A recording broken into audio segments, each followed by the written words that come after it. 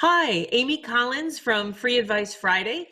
It is July 3rd, and I am here with a whole bunch of very hardy souls who are kicking off their July 4th weekend. Those of us in the States, those of you up in Canada, you're ending your Canada Day celebrations this weekend, I know. And for those of you outside of North America, God bless you. I wish I was one of them. I'm having a rough time right now where we are with everything going on, but it's so good to see you all. I have a number of questions that were emailed in this week. I want to remind you guys, and I'm going to put it in the chat box, that our email address, if you want to send us questions during the week, is questions@freeadvicefridays.com. It used to be questions@amysadvice.com, and I will try and get that email back, but right now, we have actually gotten the trademark and the brand for Free Advice Fridays. So we are questions@freeadvicefridays.com. That is where to find us. Also, I would beg of you, I strongly ask you to go to freeadvicefridays.com. Click on the tab, the button that says subscribe to our YouTube channel. I would love it if you would subscribe to our YouTube channel. We are moving everything over to Free Advice Fridays so that it's its own channel. And we're going to be doing a lot of little mini interviews. It's going to be a terrific channel. Everything that you guys have come to know for the channel you're already subscribed to at Amy Collins. But if you would go to freeadvicefridays.com and subscribe to our YouTube channel, that would really help us out, because the minute we get 100 subscribers, and we have thousands of subscribers on the old site, but if we can get 100 subscribers on the new site, we can port everything over, and that would be awesome. All right. All right, well, good morning, Tara. Good morning, Anna. Good to see all of you. Let's get started with the questions. Randy is kicking us off. He asked the first question, and he's been emailing a number of questions. Now, Randy is taking my library course, and so he and I have been working a little bit on his materials. And Randy, I owe you a call. We should get back on the phone next week, and because some of these questions are very specific to you, but he's finalizing his marketing materials to start rocking the library market, and he had a number of questions about what to include. So what I'd like to start by telling you guys is, if you've taken my courses or if you've watched old videos of mine, you heard me say that librarians prefer PDF. Don't send a Word document, don't send anything, send a PDF because they're safe. However, in the last 6 months, 8 months, things have changed dramatically, and I need to change some of those videos in my classes, and I need to take down that advice from older videos that I've recorded for you guys, because things have changed. What I am recommending now is that if you put a packet together, put it all together in one PDF, combine all the pages. Do not send separate pages. If you've got 7 sheets, if you've got an informative one sheet, and you've got a pretty cover sheet about the author, and you've got a marketing sheet, a gorgeous, and Randy, I sent you some templates for those marketing sheets about your entire series or your all 3 books or whatever. And you've got a press release, and you've got a marketing plan that's 4 or 5 pages long. I would strongly recommend that you put them all in a PDF and you put them on your website to download. Step number 1. Put them on your website to download. If you don't know how to do that, then get a book funnel account, bookfunnel.com. It allows you to put PDFs up for download. But get the PDF up on your website so that it can be downloaded, and send an email to the librarians with embedded screenshots of the gorgeous marketing sheet, the about the author sheet. But what I do now is I embed them actually as HTML into my emails. The reason is librarians are not, and no one is at this, about opening attachments from people they don't know. A PDF is safe. So if you're going to reach out to a librarian and you don't know how to embed, or you really can't figure it out, then embedding one PDF package is much better than sending 27 or 15 or even 6 attachments. We have found that the open rate is much higher when it's one PDF, and when you call it name it the name of your publisher, marketing kit. But what we've done is we put the cover letter right in the email now, and we embed the sheets below so that as they scroll down, they can just see them.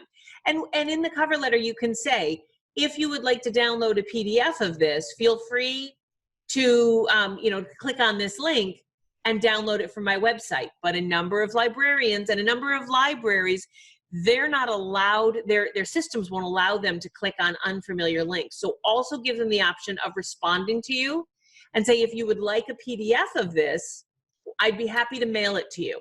And so just, email me back and I will send you this as a downloadable PDF.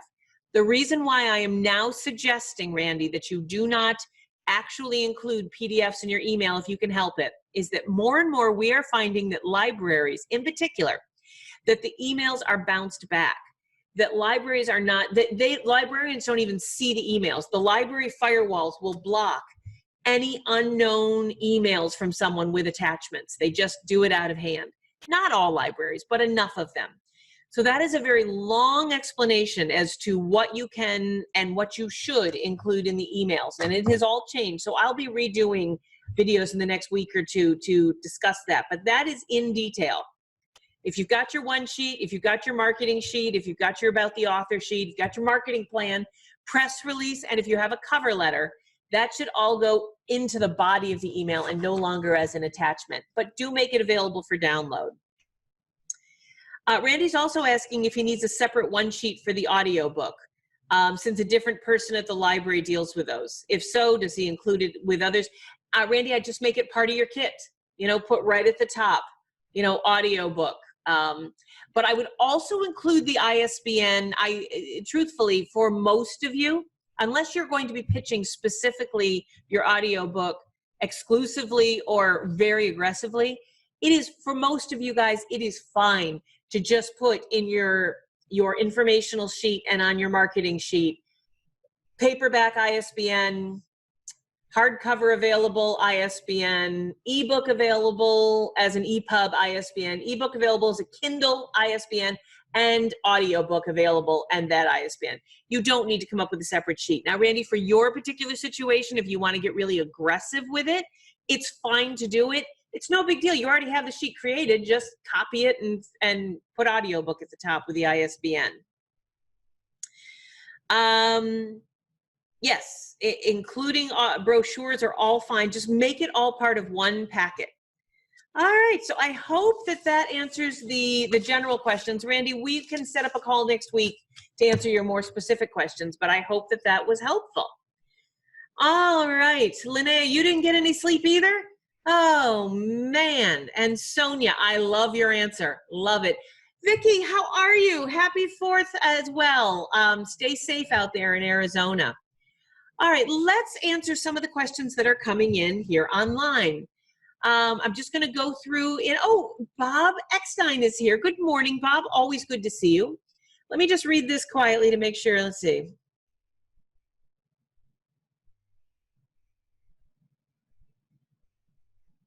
Oh, okay.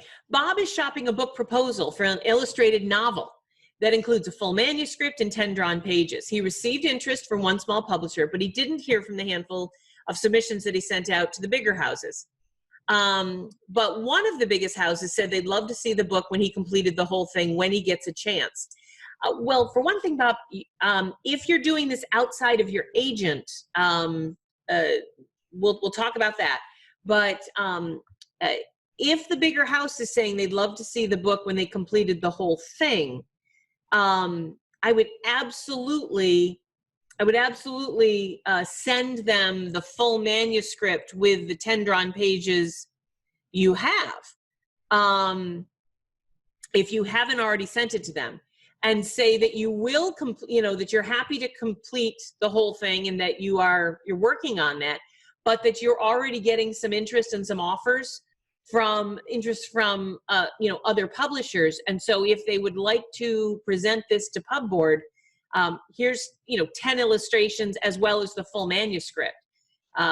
If I can't imagine, I don't know many editors who would require someone of your pedigree and with your background to actually complete every single illustration. And as you said, you've got a full manuscript, so it is done for the most part. And then Bob said that's exactly what he did, but now they want to see the whole thing. Well, then they may lose out. Keep pursuing the other publishers, keep go. And when you finish the book, if you're not in negotiations with another publisher, then send it back to them.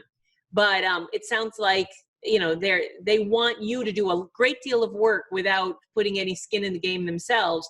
And that's fine if you weren't as famous, as talented, as successful as you are. At your level, I would suggest you keep pitching. I would pitch hard to several publishers and just keep going with what you have. Finish the book at your own pace. If nothing has come of it by the time the book is done, then you can go back to that editor. But I wouldn't rush it, or certainly wouldn't skip over some of the smaller or medium-sized houses that truthfully right now are giving authors a lot more attention than some of the bigger guys. I hope that was helpful. If not, I'm happy to go more in detail about some of my brief experiences with pub boards, but the pub board world is changing right now. So many of them are virtual. So many of them are being done no longer in the same room. A lot of the houses are changing what they require because their financial situations are looking really grim for the fall. So if you're pitching to publishers, all the rules are up in the air at the moment, but that is my 10-second answer. But Bob, you know, I am always here for you. If you need anything, I can go deeper. Denise is asking, if you run a 3-day free promo on KDP, should you also run an ad campaign on Amazon around the same time? No. Denise, what you should do, I feel strongly about this. If you're running a 3-day free promo on KDP, you should absolutely spend some advertising money, but not on Amazon. There are some terrific sites out there, and we actually have a blog about this that Carrie Barnum wrote. If you go to newshelves.com/blog and just type in the word Kindle. I wish I had the link here, but I'll find it. I'll make it available to you at some point. But Denise, go to newshelves.com/blog.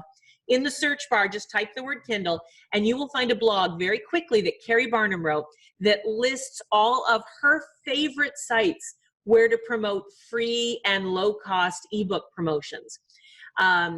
Kindle Freebie, and you know, there's a whole bunch of sites out there that if you're going to spend a little, and they're not expensive. Some of them are $5, some are $20. A couple of them are $100. But what I would recommend is, I strongly recommend you do not spend money with Amazon ads if you're offering a free deal, but you do promote it to sites such as Kindle Freebie and some of the places where people have subscribed. It's their version of BookBub. If you have the money in your budget to do a BookBub promotion, to get a featured listing, if you're going to be offering your book for free for a few days, then I would absolutely apply to BookBub, see if you can get an approval, and then schedule your 3-day around whatever dates they give you, because if they give you dates, that's golden. That is how to spend your marketing dollars when you do freebie, not with Amazon ads. All Amazon ads are going to do is cost you per click, and you won't make anything back. Randy, let's get into the nitty gritty, but you're saying full-size screenshots. That's not exactly how embedding emails work.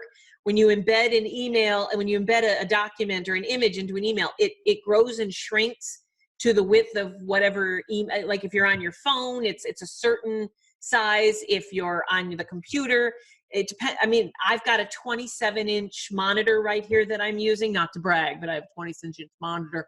Other people have a 14-inch monitor. So they're all, full size isn't really how that works, but I'm happy to walk you through it. Sonia, I have never used StreetLib for distribution. I'm sorry, I don't know anything about them, but I will write them down and I will absolutely look them up for next week. StreetLib distribution. I don't even know who they are. I'll be honest with you.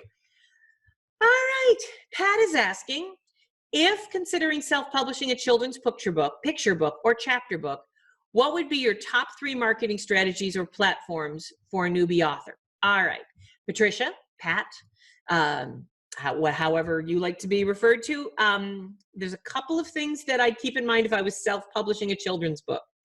The first is, and I need to let you know this, If you're going to go print on demand, you're going to have a really hard time.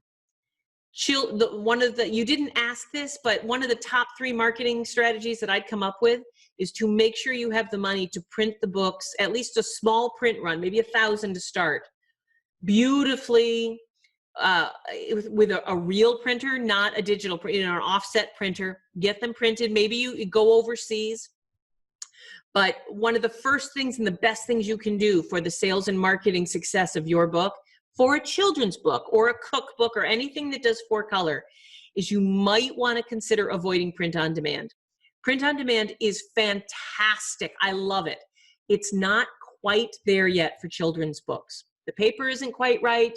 The depth of color, the ability to print on the spine, the hardcover quality.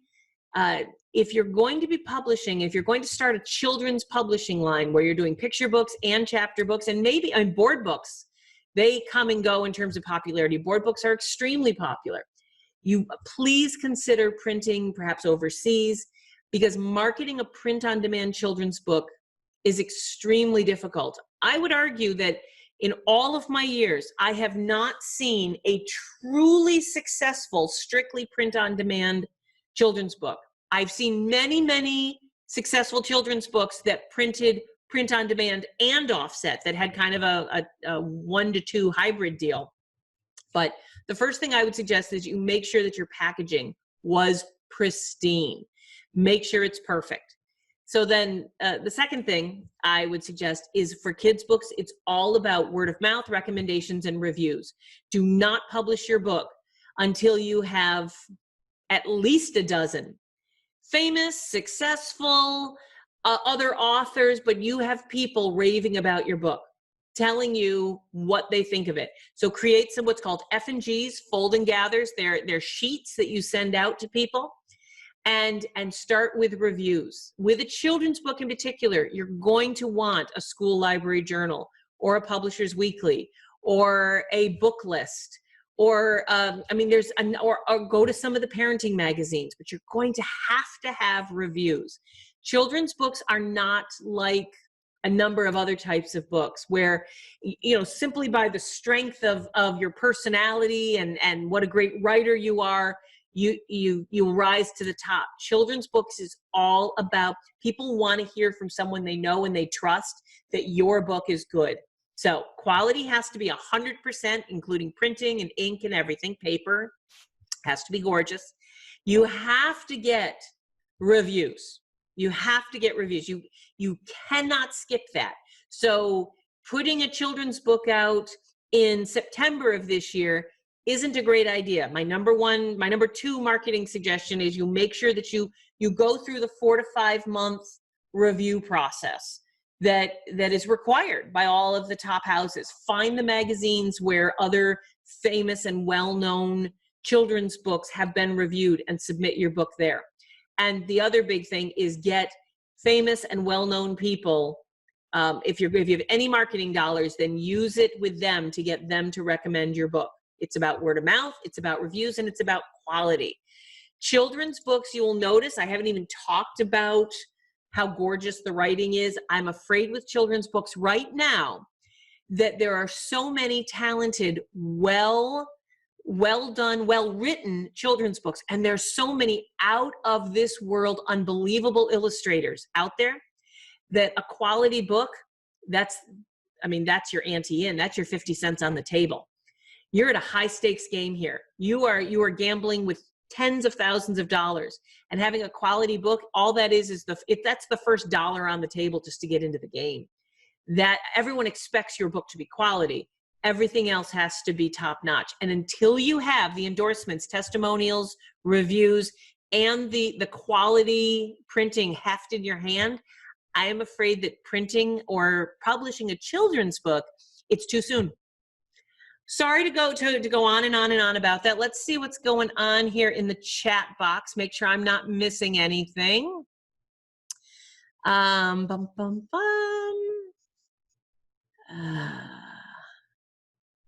Let's see. Nancy, how are you? It's so good to see you. I always love seeing you. Hey, Sue, great to see you.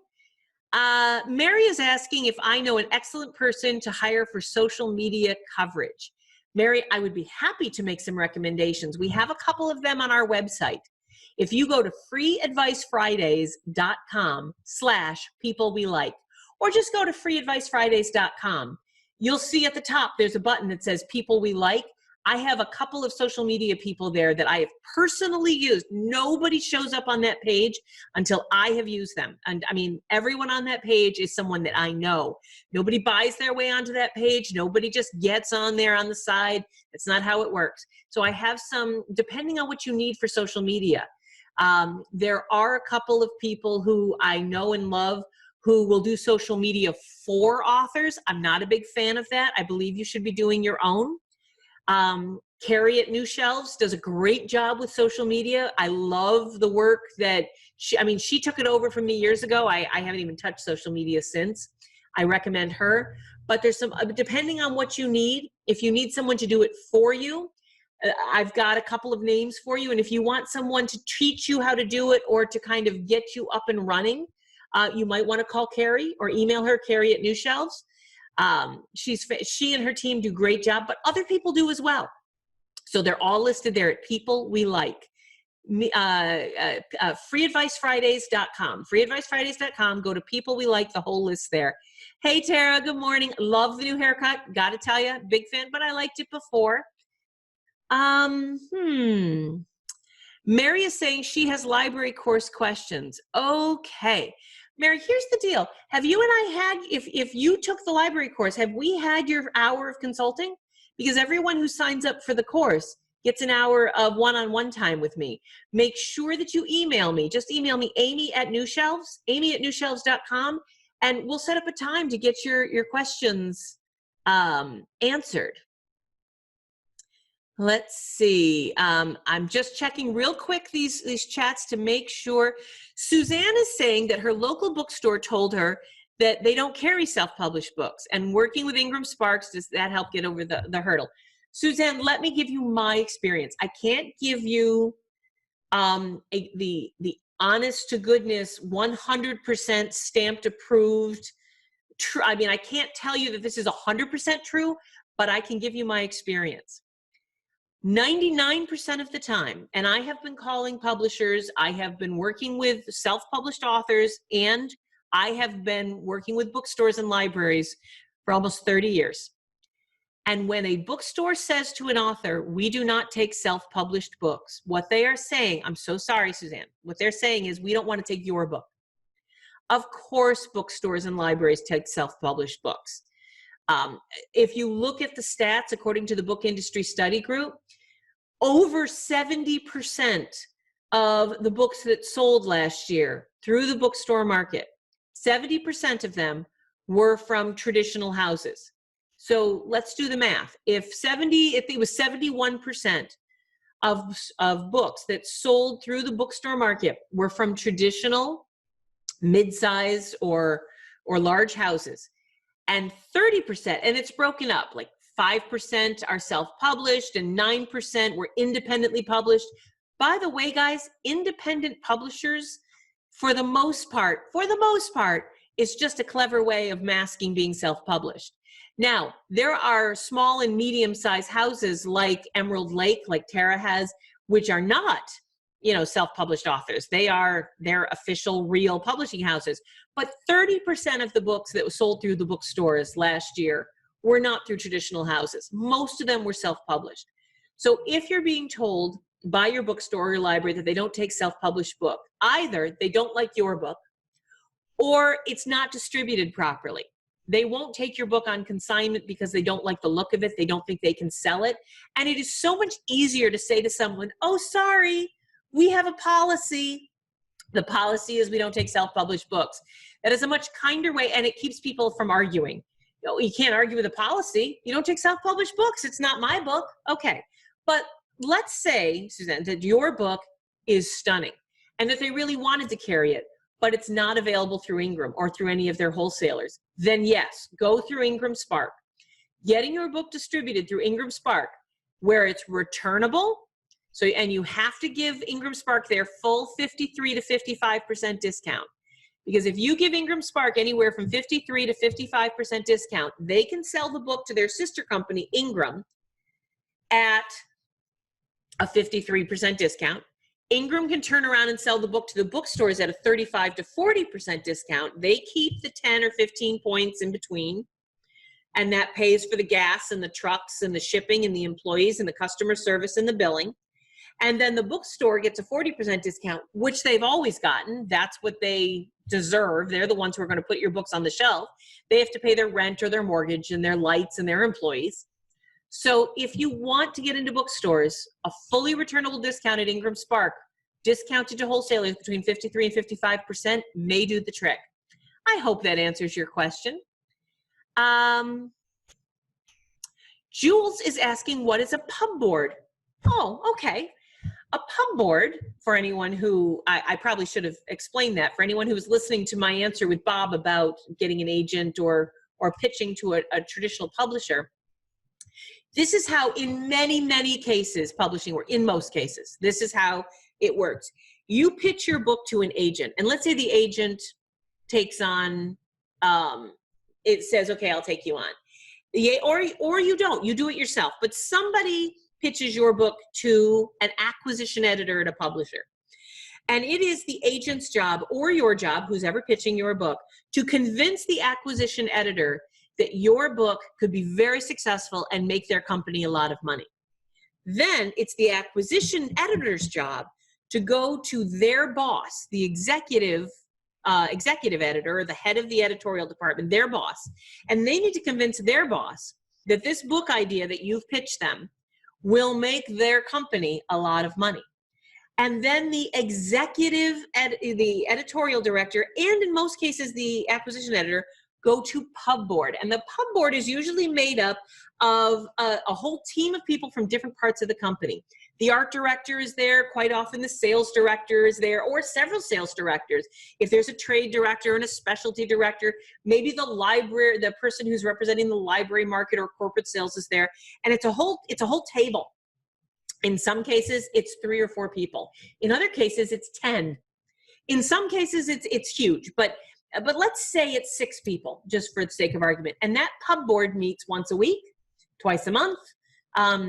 In most of my experiences, it was once a week, but things are changing now with everything going on. And so the editor, then it's their job to convince the pub board that this book idea, that if this book gets accepted, it will make the publisher a lot of money. It will be successful. You have to tell the pub board how hard the author is willing to work to promote it. You have to get comp title and comparative title data. You know, there are other books that are similar but aren't exactly the same thing. There's actually room on the shelf for this particular idea, but there's something similar that's already successful. They have to weigh, and the art director has to say, yeah, I think I could work that, you know, these illustrations or this idea, I like it.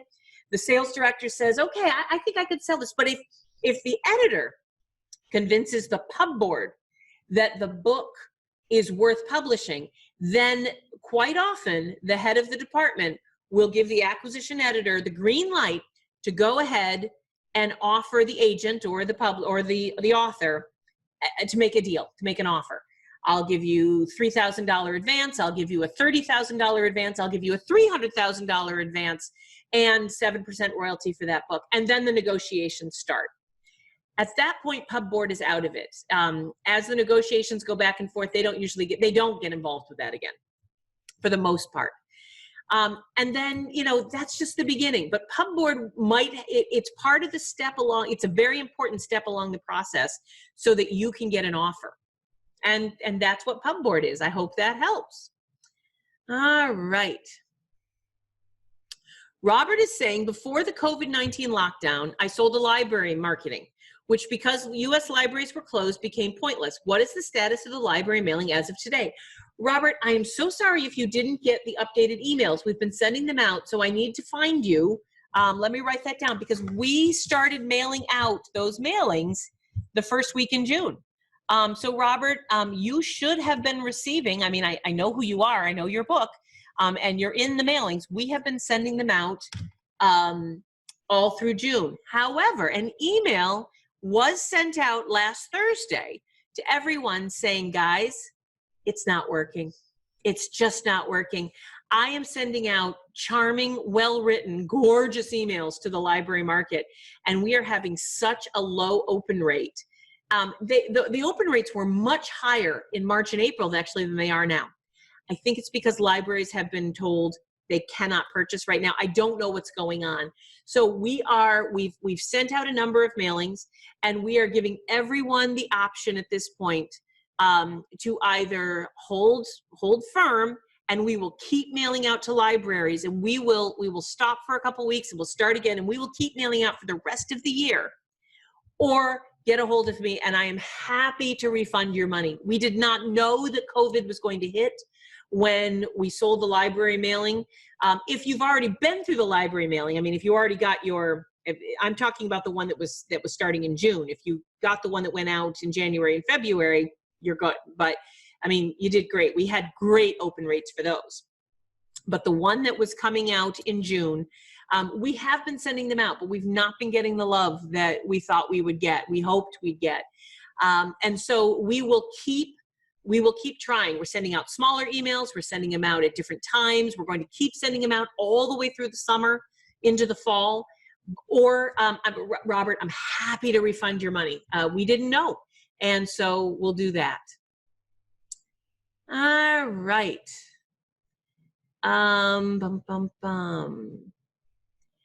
Mary, I don't know what info at, I am so sorry, info at New Shelves. For those of you who are trying to get a hold of me, if you need to get a hold of me, amy@newshelves.com. info@newshelves.com, I'm so sorry, is a general mailbox, and it goes to a couple of our employees. And because of COVID and because New York State was shut down for so long, I am so sorry. I am sure that it's stuck in a backlog of emails that came March, April, May, and I am so sorry that you are still waiting for a reply, but you guys can always get a hold of me at amy@newshelves. Mary, you email me personally. I will answer you today, I promise. All right. Mary didn't get the mailings yet. Okay. Well, Mary, call me, email me. We've got to chat. We will talk in the next day or two, I promise. Okay. So back to your questions. Let's see what time it is. It is 10:30. How's everyone doing? How am I doing? Did I mention I didn't get any sleep last night? I might be talking really slow. I have no idea. So give me 1 second to take one quick sip of Diet Coke, and then I'll be right back to your questions. Man, I think I better take a nap before I even think about getting on the motorcycle this afternoon. All right. Linda, good morning. Linda's done 2 99-cent promos on one ebook. Do you think it's okay to do free promotion on books? I have 2 other books that I want to promote as well as this one. Let me give you guys my 30 to 80 second overview on low cost and free ebooks. I do not want your books in particular, devalued. Selling your book, as if you were an unknown author, your ebook at $4.99 to $6.99 for fiction. And Linda, I know one of your books is memoir, but some of them are fiction. Selling your fiction books, if you're an unknown author at this point, anywhere from $4.99 to $6.99. For the most part, if you, again, there are always exceptions, but that is where I would start. And I would be very careful and very judicious about offering your book for 99 cents or $1.99. I would really do it at most once a year. And I would do it only in conjunction with a very large, very well-financed, it will cost you $400 or $500, ad campaign that sits around all of those companies I was telling you that Carrie listed for the, you know what, I may put those companies on People We Like as well, but Linda, I'll get that list to you. But doing a 99-cent promo or a $1.99 promo without a BookBub featured listing, I don't see the point. Or at least getting the Kindle library and the librarian and the Booksy and all the, getting the other promotions. Rebecca's getting some promotion out. Just offering the book a low cost and doing your own promotion through social media, all you're going to do is tell people who already have either bought your book or decided, my Hold on. My iWatch is my Siri is thinking I'm talking to her. Whoops. Well, that's embarrassing. So doing any sort of discount and then promoting it just to your own list, you're promoting to a group of people who either have bought your book or have already decided not to buy your book. It's in Britain, they call it drinking your own bathwater. If you're going to lower the cost of a book, do it no more than once a year, only do it for a few days, and make sure you advertise it. Try to get a BookBub featured listing, get the money together, spend the $800-900, because if you get a BookBub featured listing, you will make the money back in almost all cases. It is a great investment. And if you don't get the listing, there's lots of other sites like BookBub. They don't have quite the success, but you'll sell a couple hundred copies. It'll be awesome. So that is my take on ebooks. I am not a fan of free ebooks. I think that a free ebook only makes sense if you have in most cases, if you have a series, and if you're trying to get someone's attention so that they buy the whole series. Offering one of the books for free, the first one in particular, makes sense. Or putting your first book on Kindle Unlimited and then making the rest broad. That would be my advice for that. All right, let me get to a couple more emailed questions. Let's see what we have here. Linnea, good morning. I know you're on this morning. It's good to see you. Apparently you didn't sleep either, and I'm sorry. I have rarely stayed up all night staring at the ceiling, but not fun. Linnea's saying, if the Donahue Group does the PCIP, some of you guys may know that I love Pat and her whole group, the Donahue Group. I like other PCIP providers, but the Donahue Group, they have the in with the MARC database, and they're coded in, they're approved by the Library of Congress. They know their stuff. So if the Donahue Group does the PCIP, does that get the book listed in Books in Print? No. Or does it have to be separately through Bowker? Getting your book listed properly through Books in Print is very important and has nothing to do with the PCIP. Two very separate things.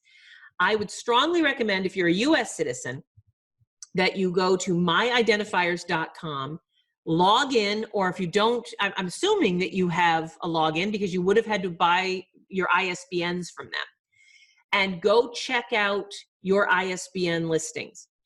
Is the 10 ISBNs you bought, and let's say you've used 3 of them, do they look empty in my identifiers, or did you go in and did you fill out all those forms? Did you tell them the title and what the trim size was? Did you upload the cover? Did you upload the interior? Did you do any of these things? Because if you did not, that means that your Books in Print listing is lacking.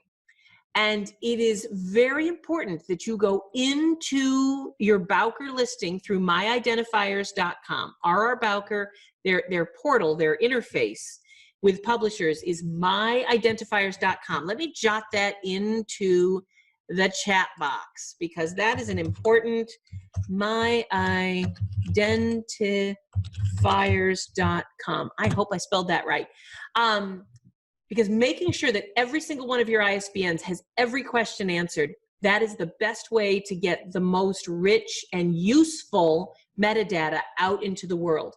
And it is really important for those of you who have not published a book yet to get all that metadata in before you publish the book. If your book's already published, it's not ideal, but I still want you to go back there and upload the cover and upload everything and get it done. Because getting your book into Books in Print gets you into more than Books in Print. That is a database that gets uploaded and flowed out into all sorts of databases. You have no idea where that data ends up, and it needs to be done properly. Jules is asking who I recommend for PCIP. Jules, they're called the Donahue Group. And if you go to freeadvicefridays.com and click on People We Like, they're listed there, but they're DGINC.com, DGINC.com, which stands for Donahue Group something Incorporated, but then INC.com. So go there, but go to People We Like, you'll get the link. Now again, that's only one company, but whomever you hire to do your PCIP codes, make sure that they have access to and permission to upload your data to the MARC, M-A-R-C, all caps, the MARC database. You want your book information up on OCLC, the WorldCat, and Lots of people will give you a block, but all that means is that they just stuck a block on your copyright page. You want a company who can actually get their coding into all the library databases. For those of you who are confused about all of this, I'm going to shut down the questions about PCIPs because we have a fantastic overview that we wrote up on our blog. If you go to newshelves.com/blog and just in the search bar type PCIP, there is a whole blog that lists out in detail the Library of Congress information, Library of Congress numbers, pre-control numbers, PCIP, CIP. It talks about all these initials, what they stand for and what they're good for. I've got it all laid out for you. All right. Randy is asking, Kirkus Reviews. Their website lists the paid option, but that's not the kind that libraries care about. Wow. Yeah, I am with you. Randy, no. Anyone who's known me for 10 minutes knows that do not, I beg of you, do not sign up for a Kirkus Discoveries review. Do not pay the $450 or whatever it is. Yes, there is a link and it's hidden. It is so hard to find, but there is a way to get to the Kirkus page where, you can, I'm gonna try and multitask here, where you can get the instructions on how to submit to Kirkus without, actually submitting to their educational department, their editorial department. Holy moly, I am losing my mind. I'm not a good multitasker, especially on very little sleep. So let me see if I can find that link and drop it in the chat box for you. Book review sites to help you get into libraries and stores. I have a blog. It is called Book Review Sites to Help You Get into Libraries and Stores. And I am dropping it into the chat box right now. And I'm so glad I found it. Let's see. There we go, Randy. If you click on that link, I have the instructions on how to submit to Publishers Weekly, to Kirkus, without having to go, because you're right, Kirkus pretty much hides. They don't want self-published authors submitting to their editorial team. They want them to pay the $450. But there is a way around it. Editors and publishers from major houses know how to submit to Kirkus. And if you click on that link, you will too. There's the instructions. They're all right there. Anna's saying that her distribution platforms include Amazon, Ingram Spark, and Draft2Digital. Anna, unless you have an audiobook, and I can't imagine you do about the deer, but if you have an audiobook, then yes, you should probably include Findaway Voices in your distribution model. But other than that, you look good to me. You look absolutely golden. Wendy's asking how to get on an email list about information on libraries. Wendy, I'm so sorry. I don't understand the question. How do I get on the email list about information on libraries? Wendy, I'm happy to put you on my newsletter list, but we give information about a bunch of things. If you're talking about taking the Real Fast class that Daniel Hall offers, you just go to realfastlibrarymarketing.com/Amy Special. realfastlibrarymarketing.com/Amy Special will give you some information about the class that I teach, but that's Daniel runs it. I'm just the teacher.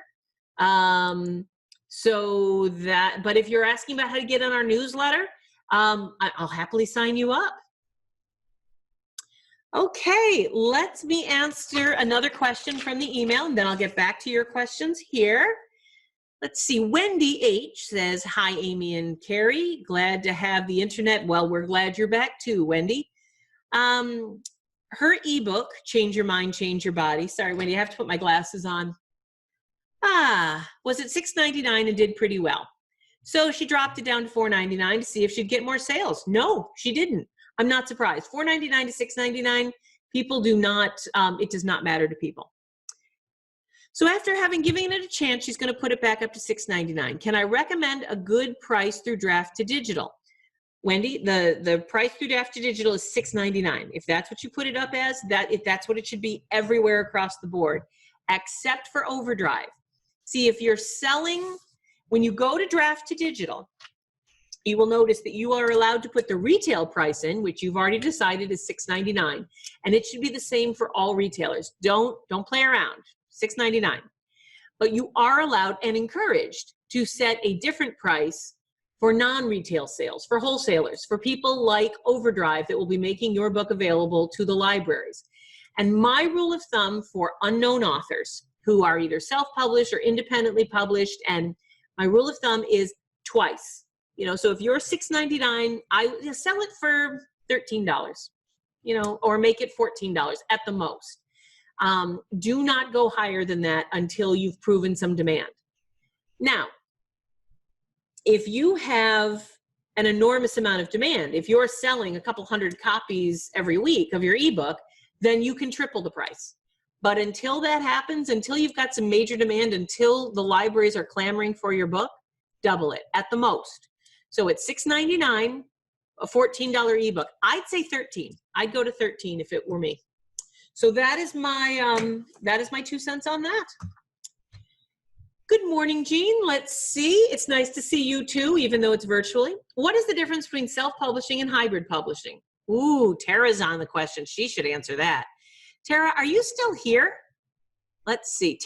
Tara, is there any way that if I put you on, not on camera, I wouldn't do that to you, but can I open up your microphone so we can answer this question together?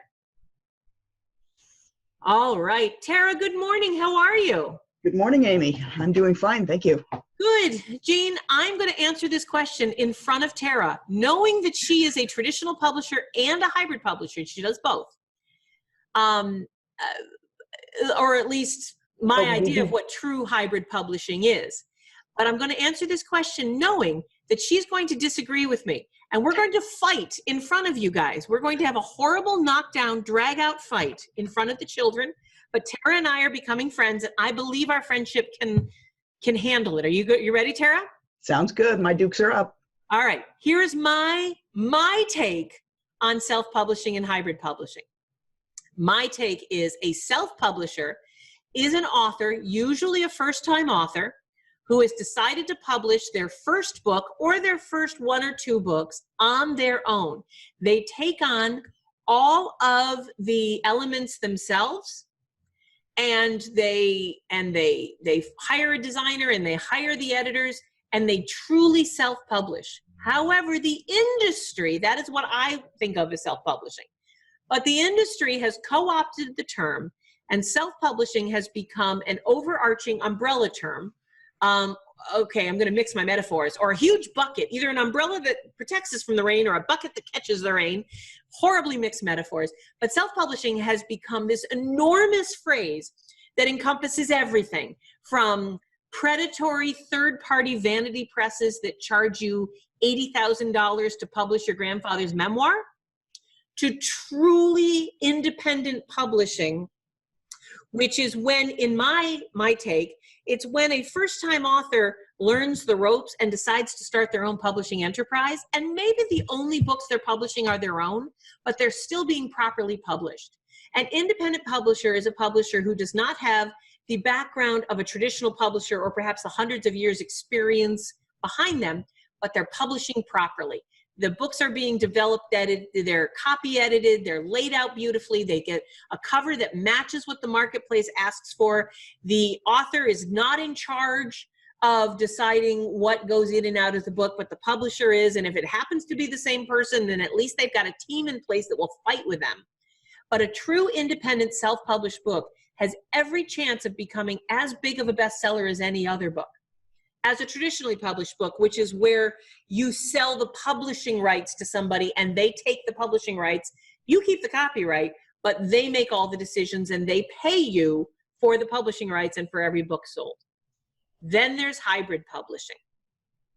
Hybrid publishing is a wonderful opportunity for independent authors or self-published authors who don't have the time, the energy, or the talent or expertise to get into design and editorial. I mean, I've been in publishing since the early 90s, and I wouldn't design my own cover. I wouldn't edit my own book. I wouldn't know what to do. So going to a hybrid publisher is, in many cases, where you actually partner with a a distributor or partner with a publisher who has a distribution model, they've got editors, they've got designers, they've got a team, and you coexist with them, and together you publish the book. If you're smart, you will use a hybrid publisher that will fight with you and won't let you make your own decisions about your cover. If you're smart, you will hire a hybrid publisher that has zero or very few complaints from the Better Business Bureau, that is, touted and loved by ALLI. There's some organizations out there that will tell you who the predators are. But one of the best hybrid publishers, in my experience, is Emerald Lake. And I didn't even know Tara a couple weeks ago. But I mean, I don't get anything for saying this, but Tara, do you want to give your take on the difference between self-publishing and hybrid? Yeah, the analogy that I use is actually if you have a car that needs repairing. So say you've got this car, you drive it, you hear an odd noise, and you work with a dealership, you bought it from a dealership. The dealership is going to tell you when you have to get it serviced, how much you have to do, all these different things, and you have no real say in it if you want to maintain your manufacturer warranty. And that's a lot like your traditional publisher. The traditional publisher is telling you absolutely everything. They're in charge, they're in control. When you don't have the funds or don't want to play that game, you may go with the self-publishing route, where it's you can do great things with a limited budget, but it's more DIY. You need to figure out exactly what's making that noise. How do I fix it? What is involved? Watch some YouTube videos, figure out what it's supposed to look like when it's done, and you do the work yourself. This hybrid publisher is taking it to a trusted mechanic. They're the one who will be able to listen to it, help you figure out what you need, get the car back in the condition that it needs to be so that it's drivable and safe. They're going to guide you through in terms of, all right, you may need to get your brakes checked in, another 5,000 miles, whatever, but they're going to give you all of the information that you need to make informed decisions about your book. When it comes to the publishing, there are so many different options out there. And just like car mechanics, you've got those that are predatory and you've got those that are trustworthy and your friendly neighborhood garage mechanic.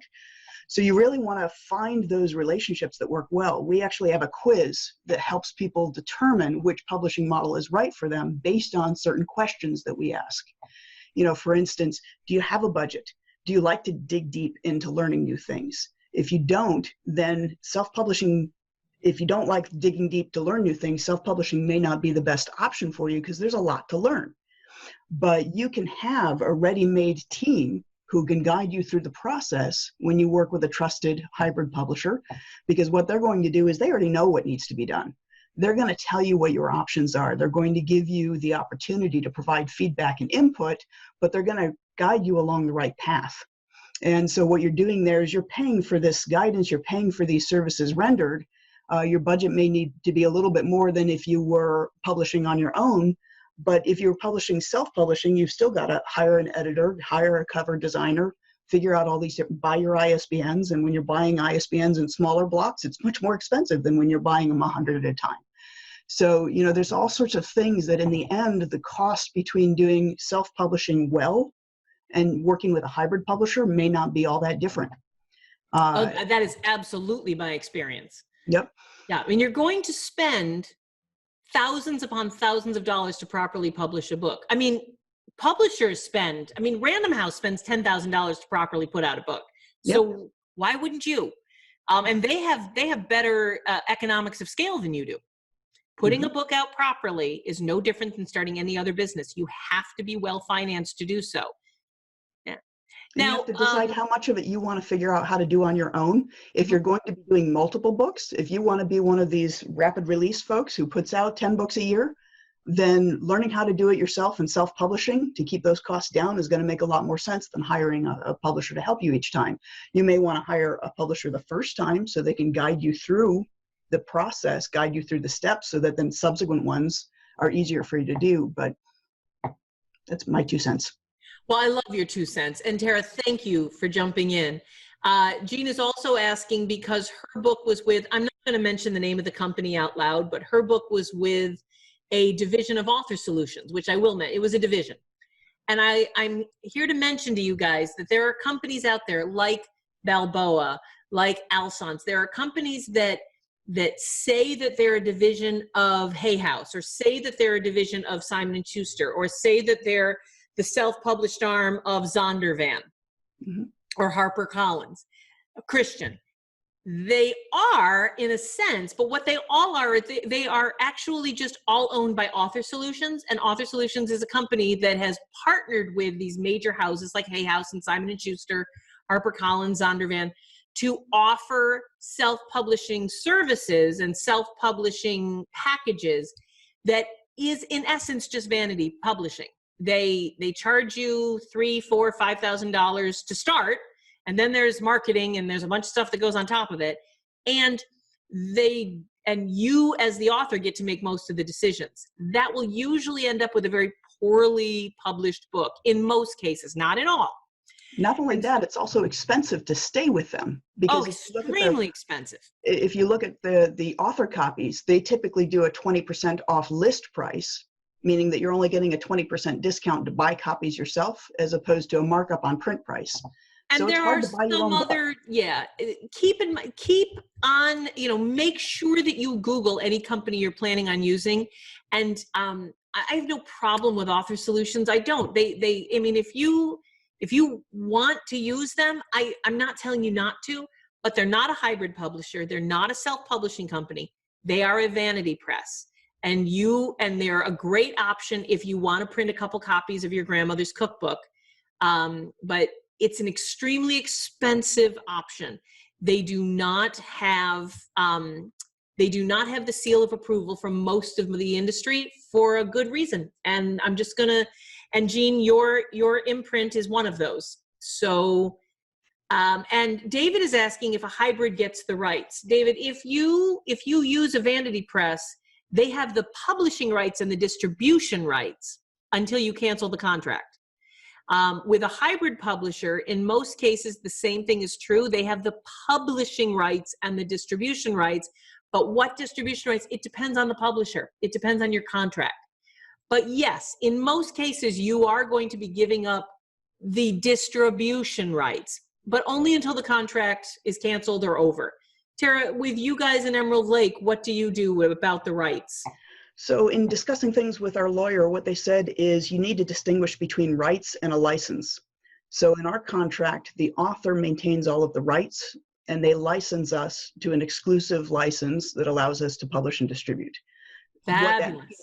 Is a lot of folks that are using their book to build a business, for instance, they don't lose any of their intellectual property rights or anything like that. Anything they want to do in relation to the book is still in their control.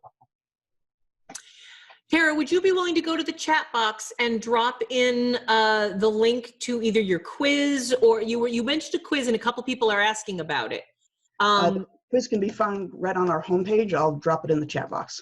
That would be wonderful. And Tara, thank you for joining me. I'm sorry to put you on the spot like that. Always happy to help, Amy. All right. I'll talk to you later, and I'll answer your question in a second.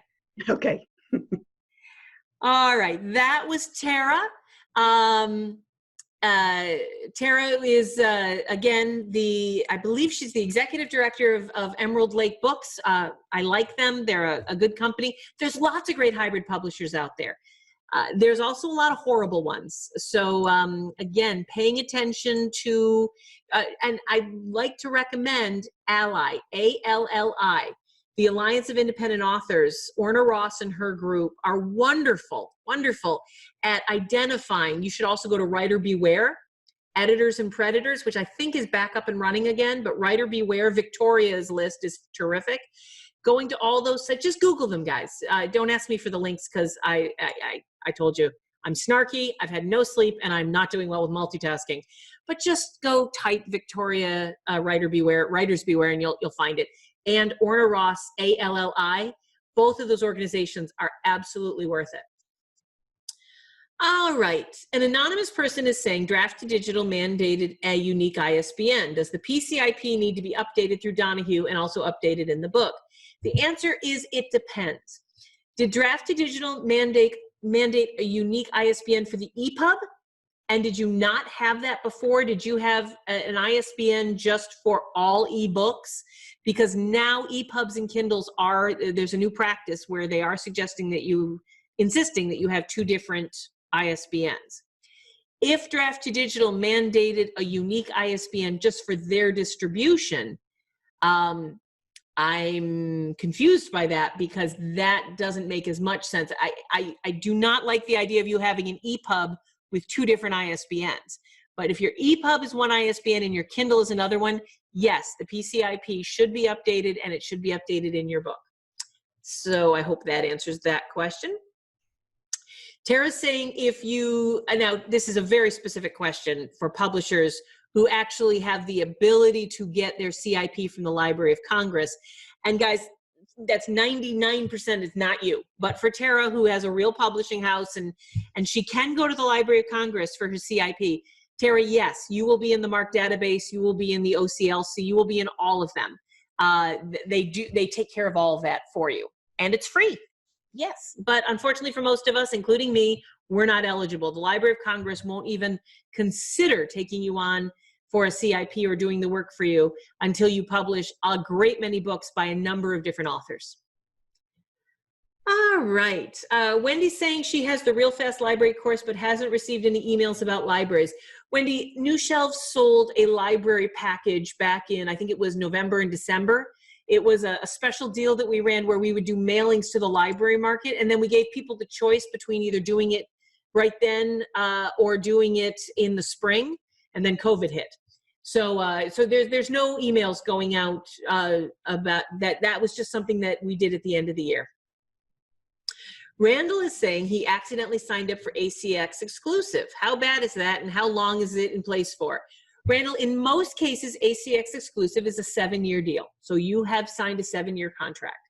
But I would definitely suggest, I'm insisting that you go to ACX and you download the contract. And I want you to read that contract line by line.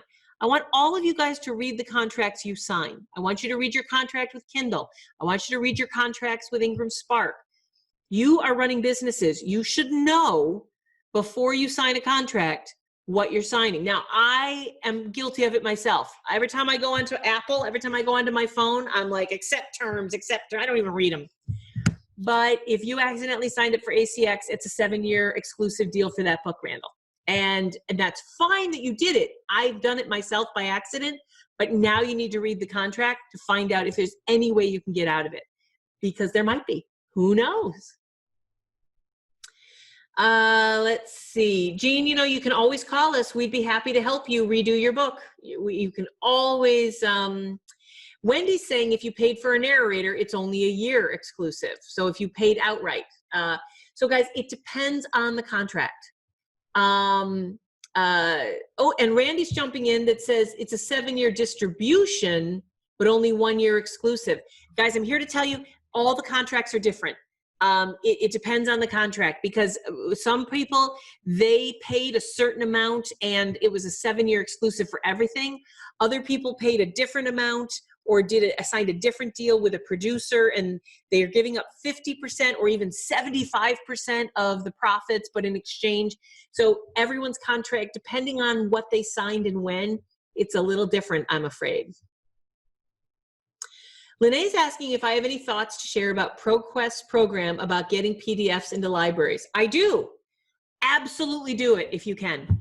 Fill out their 7-page application, upload your information, get your books, get your PDFs and your EPUBs. They also do EPUBs into ProQuest system, especially for your book, Lene. I mean, yes. If you're a nonfiction author, if you have any books that would be good in the academic world, in the corporate world, that would appeal to doctors, professors, any professionals of any ilk, run, do not walk to ProQuest and get your book signed up for their system. ProQuest, P-R-O-Q-U-E-S-T. Google it. You're going to love them. They're owned by Bowker, and I love their program. It's done a great job for some of my authors in getting their exposure way up, and even made them a little bit of money at the end of the day. All right, it's a little after 11, but I have one more question. Sue asked a question, and I really want to get to it, so I hope you guys are okay with that. Just stick around, and I'll make it worth your while. I don't know how I will make it worth. You know what? I'll make it worth your while, but I'll stop talking in a few minutes. Sue has a dilemma. She's focusing on 2 different books. One's a book, one's a workbook, both in her niche. One is more of a passion project about what's going on in her field, which could bring people into her email list, but the other would be directly related to her new coaching program, which could be used to bring people into the program. She can't do both right now.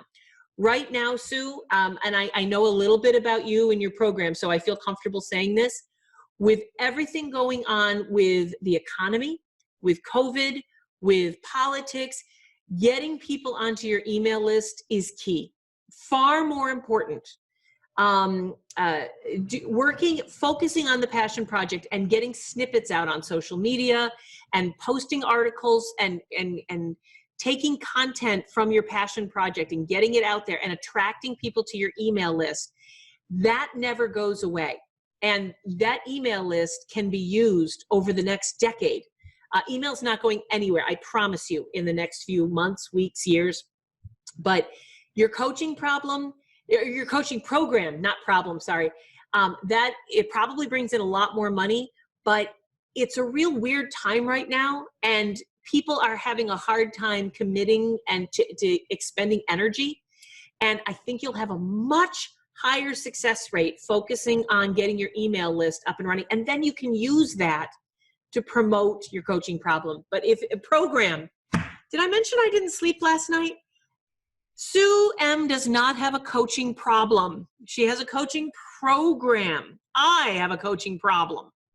All right, guys. So that's my 2 cents. Sue, I know you. I know your book. If it were me, I would definitely work right now on building your email list. It's a better use of your time, and I think you'll be more successful at it. All right, I'm checking the chat box real quick. It looks like everyone's just saying thanks and goodbye. I don't see any other questions. Wait, one person. Oh, Sue's saying thanks. All right, we did it. Guys, we nailed it. I stayed awake. I got through in an hour and 5 minutes. I got all your questions answered. I am going to celebrate with a nap. I adore you. We will see you back here next Friday, 10 a.m. Eastern at Free Advice Fridays. Please go to freeadvicefridays.com. I am begging you. Sign up to and subscribe to our new YouTube channel. It would totally help me out. And if you would you share the freeadvicefridays.com link on Facebook or Twitter? If you enjoy this, I would love to get a little more love, because now that we're branding with Free Advice Fridays, I'd love to move some of the love away from Amy Collins and onto Free Advice Fridays. That came out wrong. I'll see you guys next week, and I really adore you. We'll see you Friday at Free Advice Fridays.